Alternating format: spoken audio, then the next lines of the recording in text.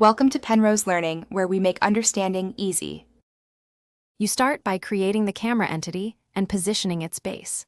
Spawn the camera from the menu and place it roughly where you want the view origin. This sets the initial angle. Once done, use the tool gun to freeze the camera or parent it to a stable prop so recoil or physics won't move it.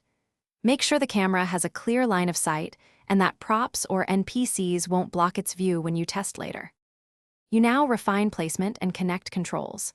Rotate the camera precisely using the context menu or the rotate tool. Small angle tweaks change framing a lot. Once the angle is set, use weld or parent so physics won't shift it. Then wire it to a button, keypad, or logic input so you can switch views live. This lets you trigger cameras remotely.